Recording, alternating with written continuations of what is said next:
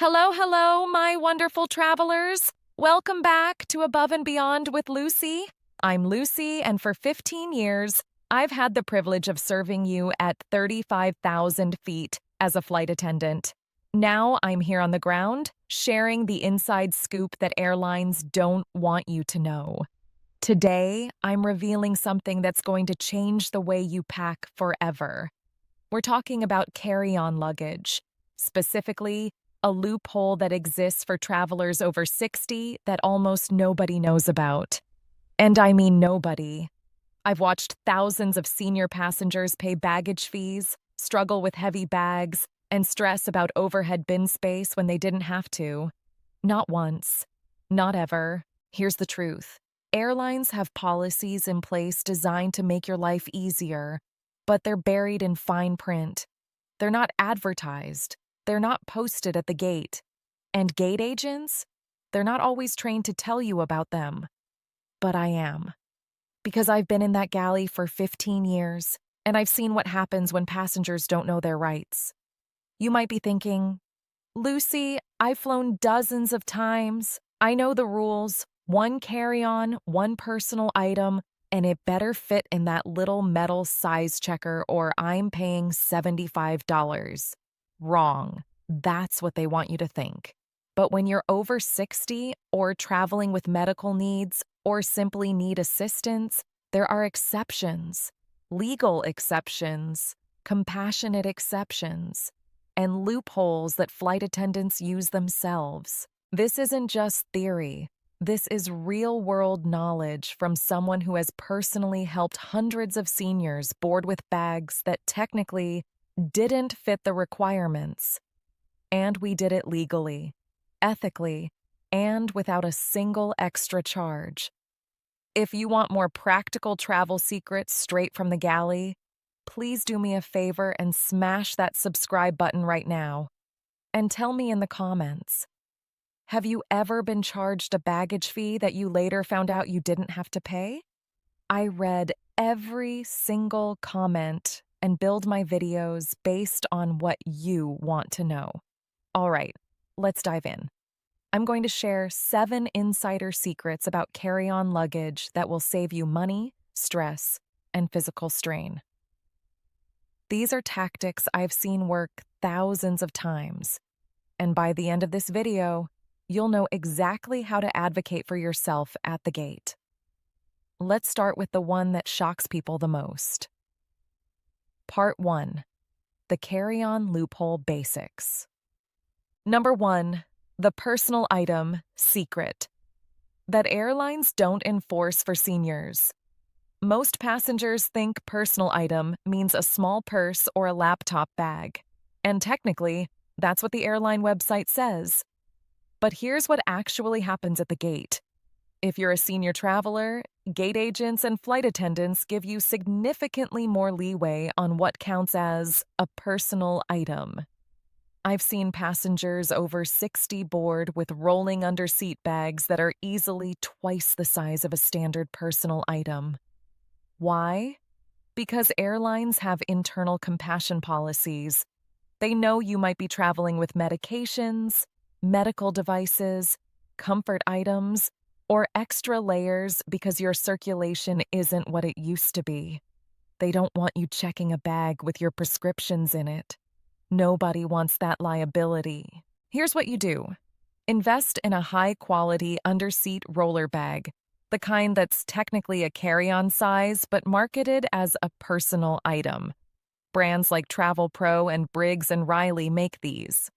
Pack it full. When you get to the gate, if anyone questions it, you simply say, "This is my personal item. It fits under the seat." Then you smile and keep walking. I have never, not once in 15 years, seen a gate agent stop a senior passenger who said those exact words with confidence. Why? Because enforcing bag size on older travelers creates bad optics, delays boarding, and opens the airline up to discrimination complaints. They don't want the fight. Use that. You're not being sneaky. You're being smart. And if that bag truly fits under the seat in front of you, it is a personal item. Period. Number 2, gate check is actually free, and you can request it anytime. This is the loophole everyone misses. When overhead bins fill up, the gate agent will announce, "We need volunteers to gate check bags." Most passengers panic because they think gate checking is the same as paying to check a bag. It's not. Gate checking is always free. Always. Whether you volunteer or you're forced to do it because bins are full, you will not pay a dime. And here's the kicker. You can request it before you even board. If you're over 60 and you don't want to wrestle a carry-on down the aisle, or you're worried about overhead bin space, or you simply want to board with just your purse, walk up to the gate agent before boarding starts and say this exact phrase, "I'd like to gate check my carry-on, please." They will tag it. You'll get it back at the jetway when you land. No baggage claim, no fee. I had a passenger named Dorothy who did this on every single flight. She'd pack a full-size carry-on, gate check it for free, board with just her purse, and pick it up at the door of the aircraft when we landed. She never lifted a bag. She never paid a fee. She never stressed about bin space. Be like Dorothy. This is your right. You are allowed to request this. And the gate agents would much rather tag your bag before boarding starts than deal with bin chaos once everyone's on the plane. Number 3, the medical equipment exception. It doesn't count as carry-on. This one is huge. If you travel with any medical equipment, and I mean any, it does not count toward your carry-on allowance. Not as your carry-on, not as your personal item. It's a separate, federally protected category. What counts as medical equipment?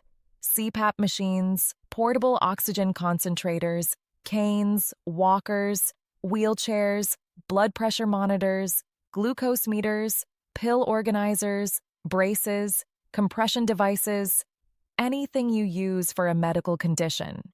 And here's the secret. Airlines define this broadly because they don't want to be sued under the Air Carrier Access Act. So if you travel with a CPAP, you get your carry-on, your personal item, and your CPAP bag. That's 3 items. If you have a cane, that's 4 items. If you use a walker, it doesn't count at all. It's assistive equipment. From my experience in the galley, I've seen passengers board with 2 rolling bags, a backpack, and a CPAP, and nobody says a word. Why? Because the crew is trained not to challenge anything that even remotely looks medical. Here's what you do. Keep your medical equipment in a separate, clearly identifiable bag. You can even put a medical alert tag on it if you want extra protection. If anyone questions it, you say, "This is medical equipment. It's exempt under ACAA." That's it. You don't owe them a diagnosis. You don't need a doctor's note. You just need to state it clearly. This isn't a loophole. This is federal law. But most travelers over 60 don't know it exists, so they pay to check bags they could have carried on for free.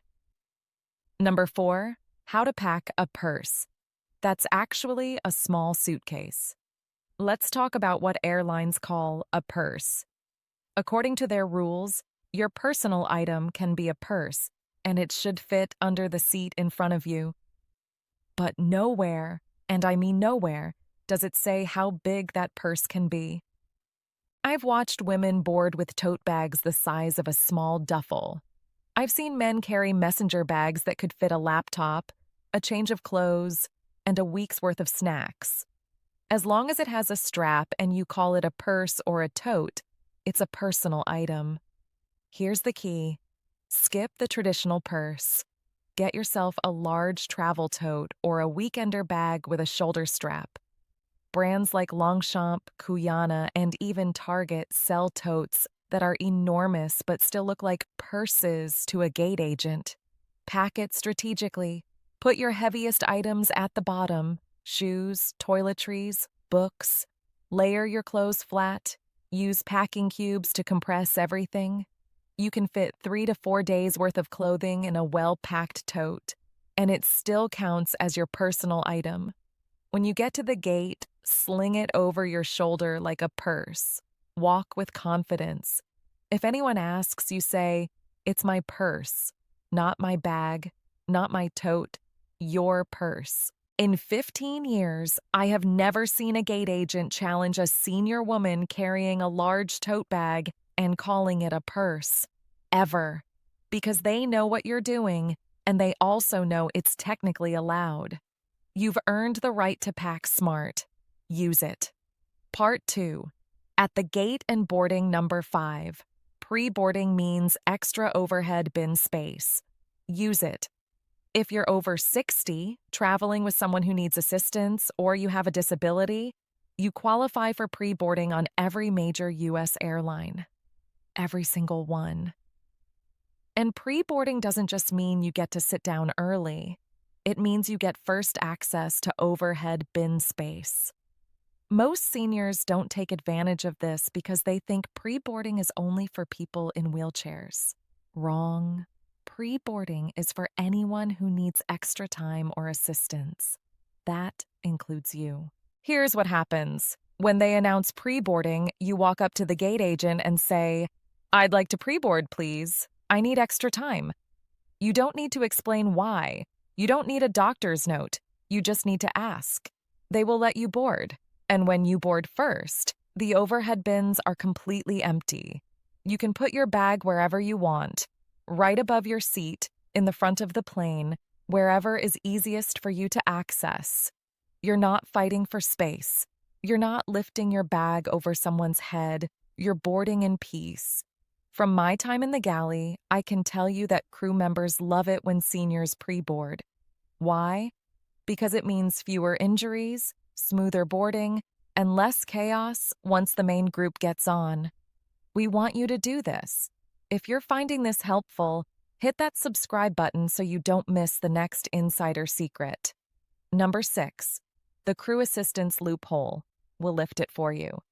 Here's a secret that airlines don't advertise. Flight attendants are allowed to help you lift your carry-on into the overhead bin. Allowed. We're not supposed to volunteer because of liability, but if you ask us, we will help you. Most seniors don't ask because they don't want to be a burden. Listen to me carefully. You are not a burden.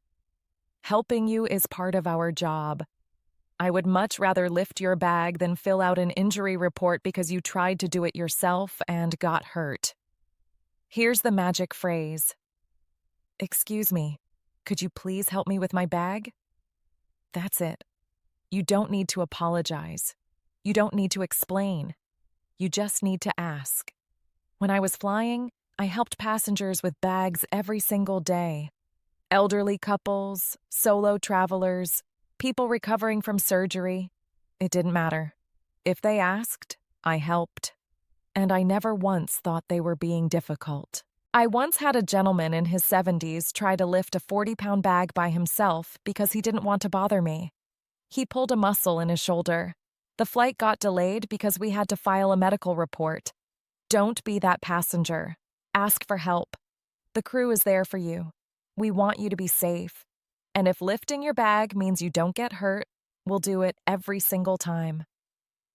Number 7, why you should never pay for priority boarding.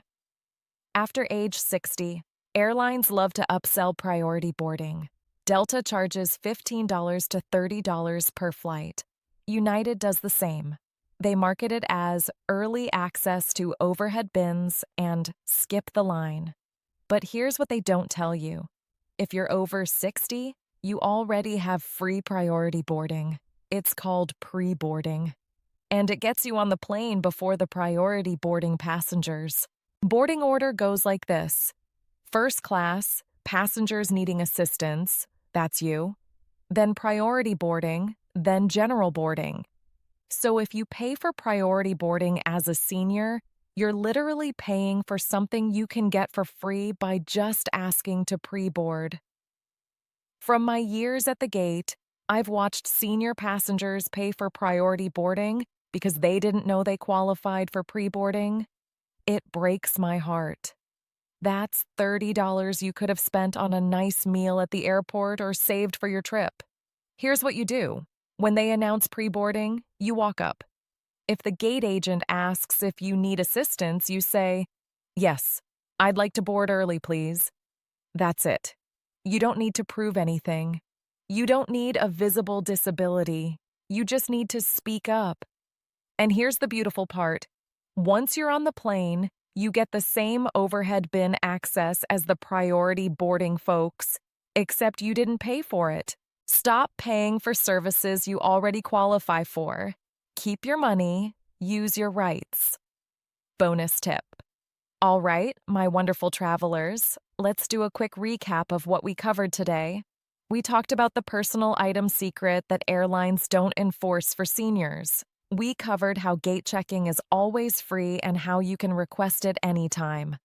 We went over the medical equipment exception that most people don't know about.